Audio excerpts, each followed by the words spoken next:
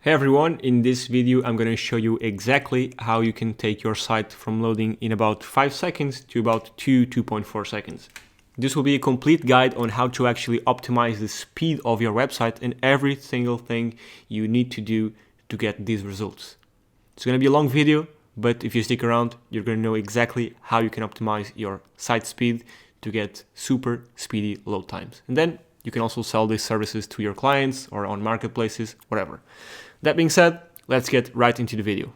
So the first bit of theory you need to know is that a site speed is a ranking factor, either directly or indirectly, and I'll cover that in just a bit, but having a quick site does in fact help with rankings. And most of the sites on the internet are not fast. They're not optimized to load under 3 seconds. So if you have a site that's ranking in about 1 second, under 3 seconds basically, you have a huge competitive advantage over all of your competitors. And just so you understand how important it is to have a speedy site is, say you're ranking number 1, okay? And people click on your site and it takes about 10 seconds to load.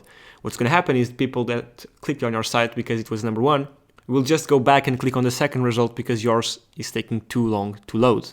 And if people do this over and over again, the CTR, the click-through rate on your website will be lower than the one in second result.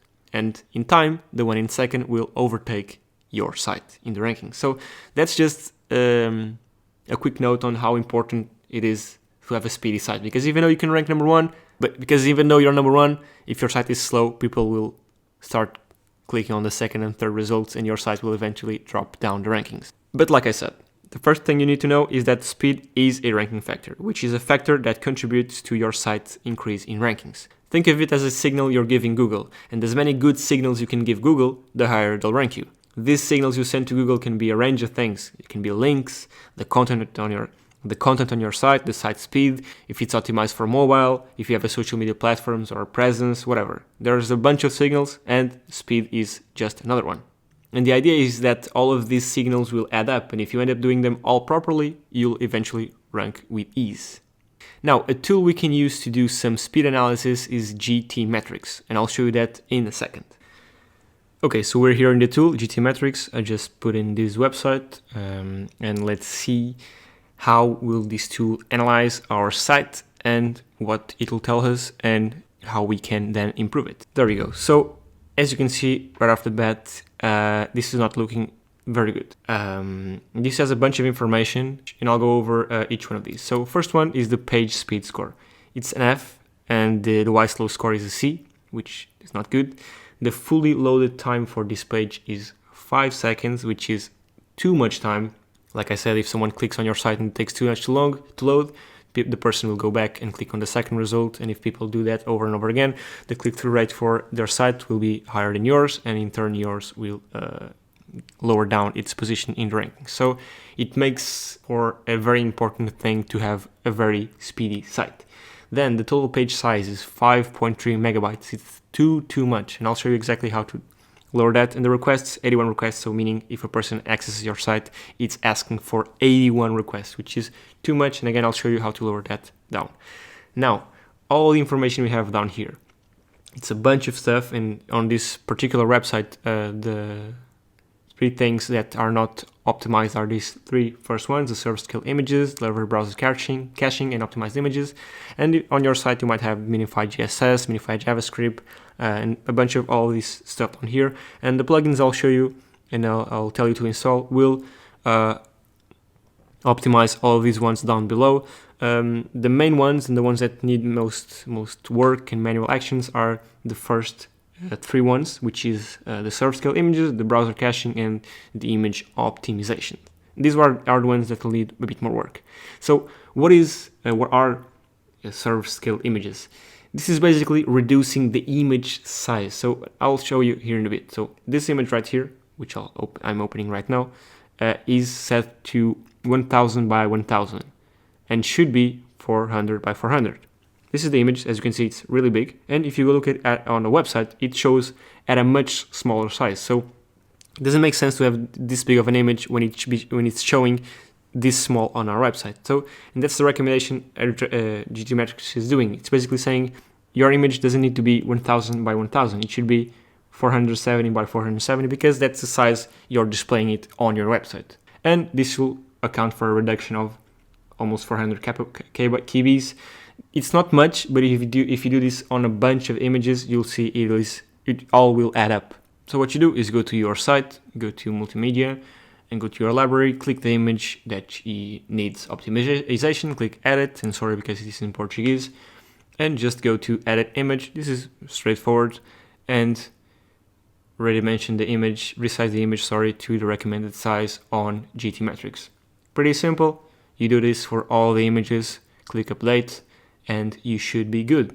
Now the image is the recommended size. So again, it doesn't make sense to have big images, in this case 1000 by 1000, when they're displayed at half the size on your website. And the quality, as you can see, didn't lose much quality, so we're good. And sometimes the recommendations can be a bit too much and you can lose too much quality. So follow the recommendations GTmetrix gives you, but don't follow them to the teeth, because sometimes they can be too much. Now just doing some refresh and analyzing the site again, just to see how this impacted our speed. And as you can see, it did a ton. It went from an F to an E, and the full load time went from 5 to 2.7 seconds, and the total page size decreased as well.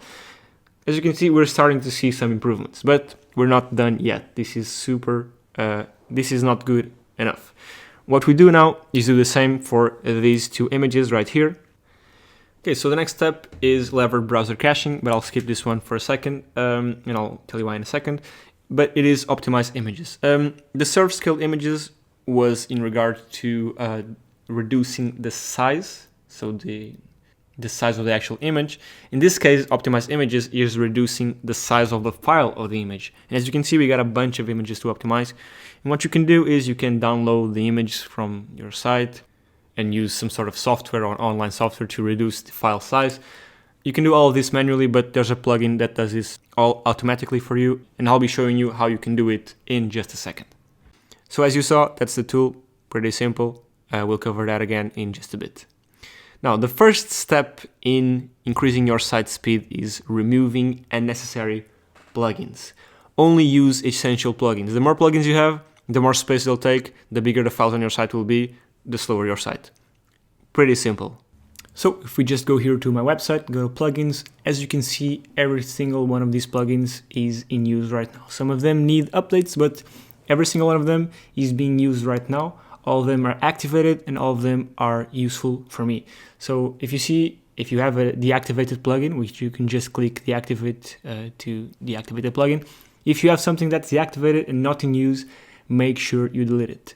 And this may seem like a small step or something really small to do, but all these steps will add up, and in the end, all these little steps will make a big difference. So make sure you deactivate all plugins you're not using. Sorry, not deactivate, delete. So deactivated plugins are the ones you should delete. Then, second step is you need to remove unnecessary themes. Most people I see have a bunch of themes installed on their site and they don't even know they have them. So install only one theme, because it's only possible to have one theme at a time. So there's no point in having more than one theme installed. And what most people do is that when they make changes to their site and change theme for whatever reason, they forget to delete the old one, and this again will clutter your site with files that are unnecessary. So as you can see here, I only have one theme installed. I already did some optimizations here, but there's only one installed. And I see a lot of people that have several ones installed and only one active, because of course you can only have one theme active at the same time.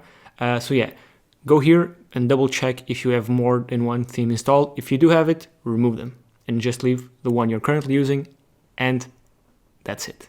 Third is images, is image optimization. This is a big one. This is a big factor for slow loading speeds on your website. And there's three things you need to do.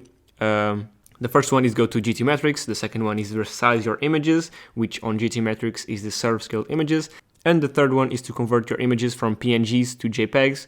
But of course, there's plugins that do all of this automatically for you. Of course, there are free and paid versions of those plugins. The free versions only optimize some of the images. Of course, the paid versions will optimize all the images. So what I recommend doing is use the plugin and then also do it manually through GTmetrix to see which images are still missing optimization. And I'll be swapping between slides and actually doing this, so Yeah, all of this will be explained. But yeah, the plugin is called Smushit, and like I said, I'll be going over all of this because I'll be swapping between slides and actually the site where I'll be actually doing this. So yeah. However, there's a feature in Smushit called lazy load, which basically doesn't make a complete load of the images that are below the fold on your website. And what does this mean? What does it mean to be above and below the fold? The fold is what shows up when you start scrolling on a site. So lazy load does the full loading of the images above the fold and partial loading of the images below the fold. So if you enter a website and it's still loading down the fold, you will see pixelated images and not fully loaded images. This will make your site faster, yeah, because it doesn't have to load all of the images, but it can be a bad thing as well. It can be good because we're not loading all of the images at the same time. Like I said, the site gets faster because of that. It can be bad because if someone enters on your site and starts to scroll down and will see images with a bad resolution or not fully loaded, you can have a bad impression. But this is an optional option. Yeah, it's an option, but you can choose based on what you think works best for your site. But like I said, it has good things and bad things. So to install this plugin, just go to plugins, and sorry, this is in Portuguese, but if you know WordPress, you know how to handle this. Just search for Smushit or Smushit, I don't know how to pronounce it. It's totally free. It's totally free. You can install it. It's this one right here with the blue lady. Then the setup is pretty straightforward. You just click here, scroll to the settings. You can skip the onboarding. It's not really necessary. But this is just checking the images. And remember, this is the free version, not the paid one. But because the paid one does some extra stuff, but you cannot do all of this manually. So everything that this plugin does, you can do manually. This is just to help you optimize and streamline things. On these options, just set this to on all of them. So the first one is image size. You want to set it to all. The second one is automatic compression. You want to set it to on as well.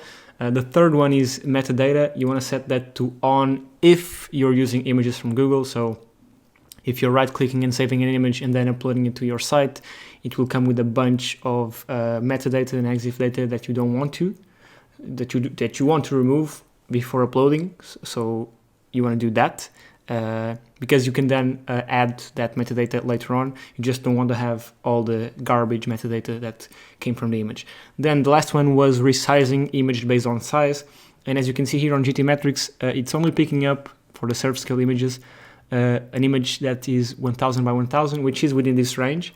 But I think I have an image on the homepage which is way bigger than that one that's not showing on GTmetrix. So I'm just going to make sure that that image is in fact within these maximum minimum heights and widths. That's what I'm doing right now. Just going to go here to the images. I think it's this one actually. Go to edit. It's this one right here on the home page. And if I scroll down to edit image, I can see that it is in fact 2400 by 980, which is within the resizing interval. Okay, then you update the settings and you're practically done. All the other settings are for premium users, which basically either optimize the images further or optimize more images depending on the plugin. So you have plugins that the free version optimizes up to 10 images, and you have plugins that the free version optimizes up to X megabytes. And like I said, all this can be done manually. You're just using a plugin because it makes things easier. And then the images that the plugin does not optimize, you can do them manually yourself. So let's just wait for that to clear, for that to finish, and let's see what happens next for our GTmetrix score. Let's look. Right now we have an E and a C, and our page speed was about 2 seconds. Let's see after this finishes what happens. Okay, so I'm just now going to test this again. I'm going to run another GTmetrix report. And as you can see, we went from an E to a D, and from 2.7, I think, to 2 seconds, which is an improvement. We started with an F, now we're on a D. We started with 81 requests, now we have 50. So as you can see, we're slowly and gradually improving the speed of our site by optimizing, in this case, the images. And like I said, all of this can be done manually or through a plugin, but I want to show you manually how we're going to optimize this image right here that GTmetrix suggests we reduce by 97%, which is a lot, but sometimes, like I told you before, the recommendation that GTmetrix asks for is too much. And that's what I'm going to test out right now. So they recommend I scale it down to 225. And what you want to do in these cases is you want to always go, or not always, as a rule of thumb, go for twice or 2x what the recommendation is. So they're recommending 225, I'll do 550. Okay, so that's more of like a rule of thumb, so your images don't get all blurred and pixelated. So let's retest, and as you can see, we went from a D to a C. Pretty simple with just a quick optimization. You'll be surprised on the amount of sites that can be easily improved just like this. And that's all for now in regards to server scaled images. Now for image optimization, our plugin, the free version, did something, but it's not enough. As you can see here, GTmetrix recommends we optimize these two images. And what we do here is, for example, this image right here is a PNG. And what I did was convert it to a JPEG, like I suggested previously. And to do this, just go to, just write on Google PNG to JPEG. There's a lot of free tools that do it. And what you do is take your image and upload it as a PNG. That's what I did. I'm just analyzing the site again. So you can see now we are, as you can see, that score is up and that image doesn't show there anymore.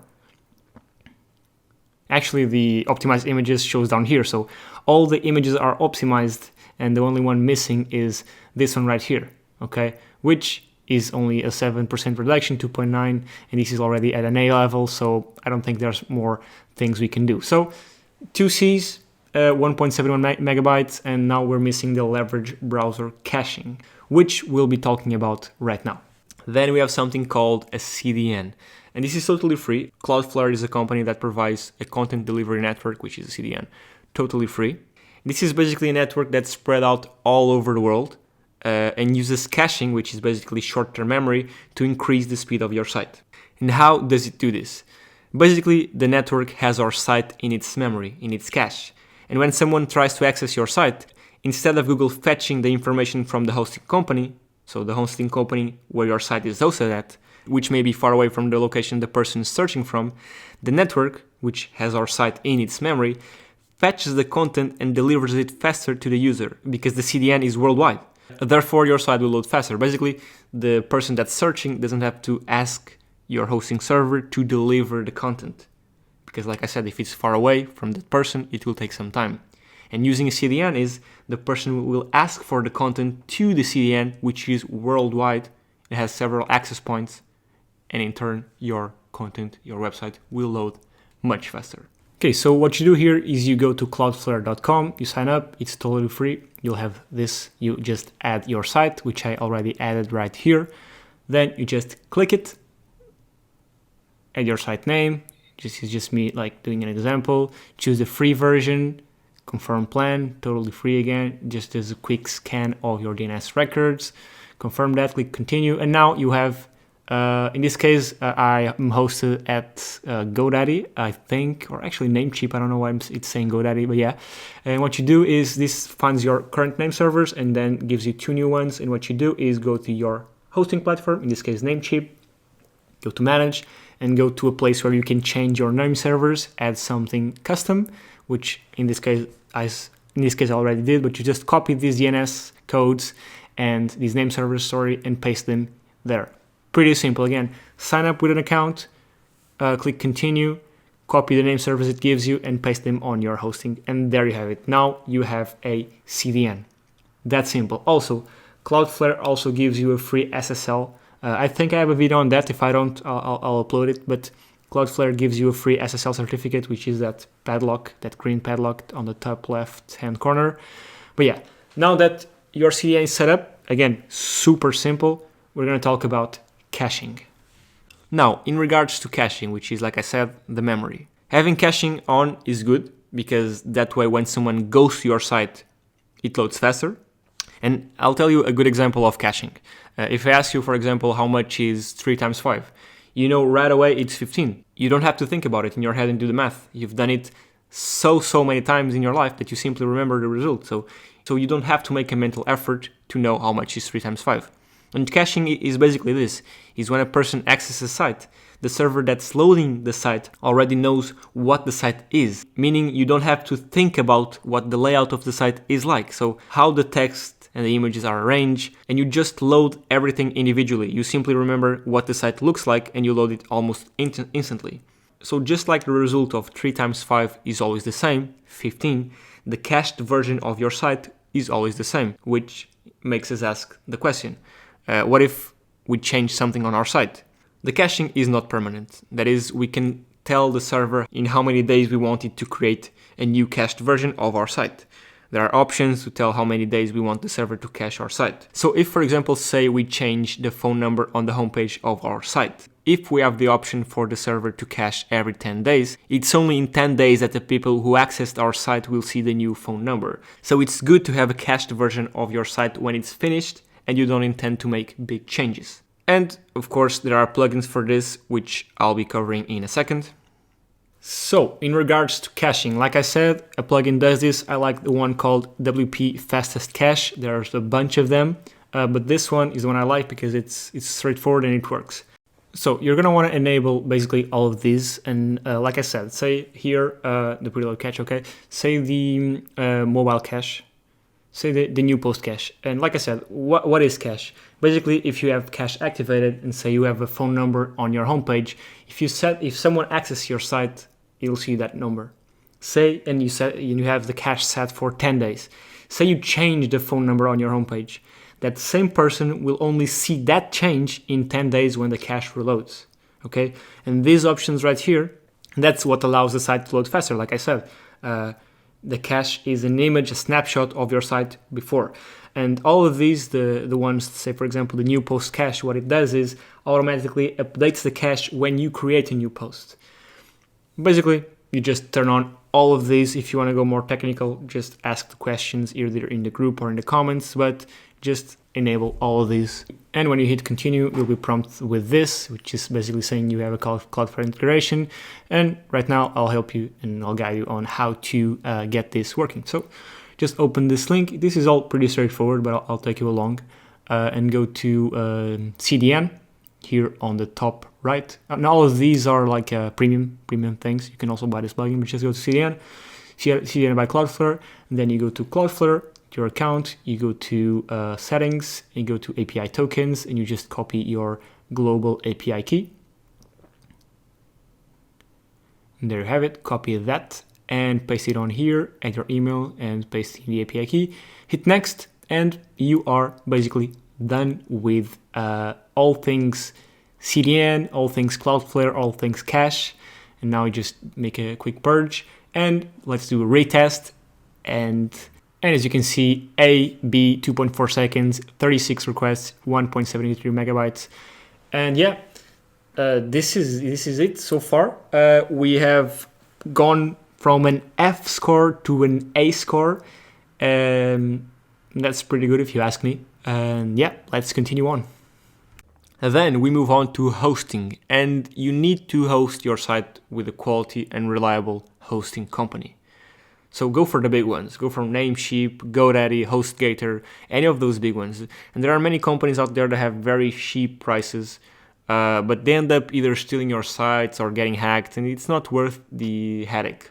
Then after choosing one of these bigger companies, you can either go for a shared hosting plan or a dedicated hosting plan.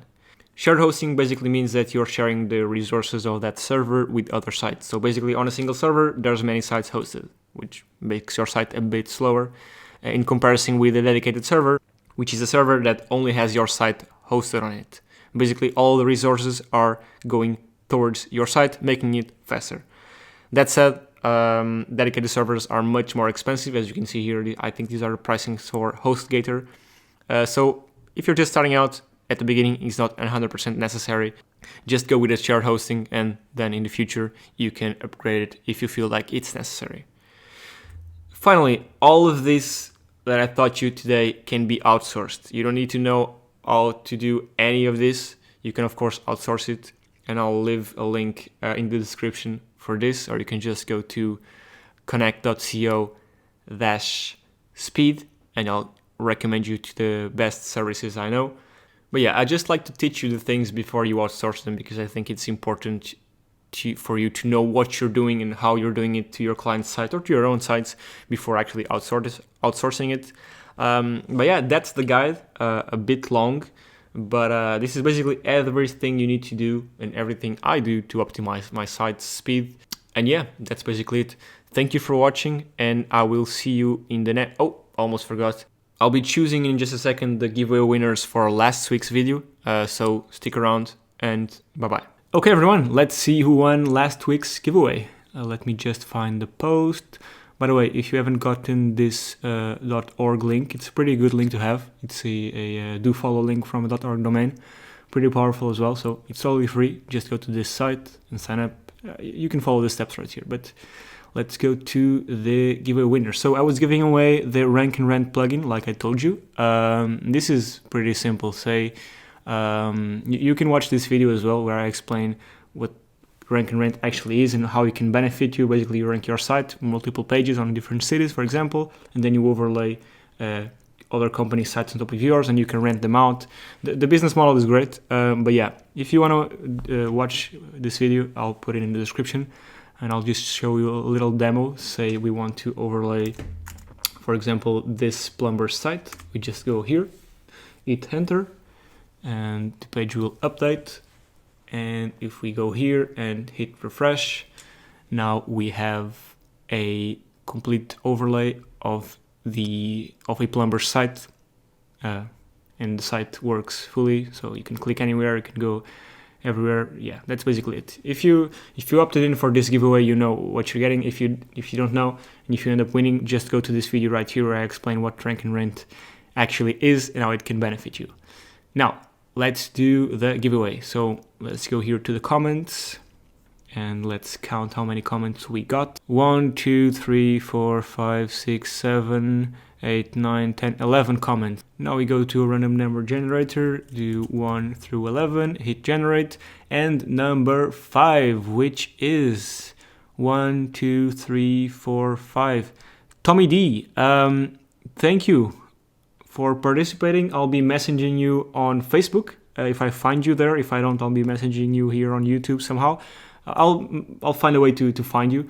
But yeah, congratulations. Thank you so much for participating and winning. So let me just double check. 1, 2, 3, 4, 5. Yeah, it's you, number 5, 1 through 11. Thank you so much. If you want to win next week's giveaway, make sure to follow the rules on the post. I'll be posting this video you're watching right now here in the Facebook group. Thank you so much, and I will see you next week. Bye-bye.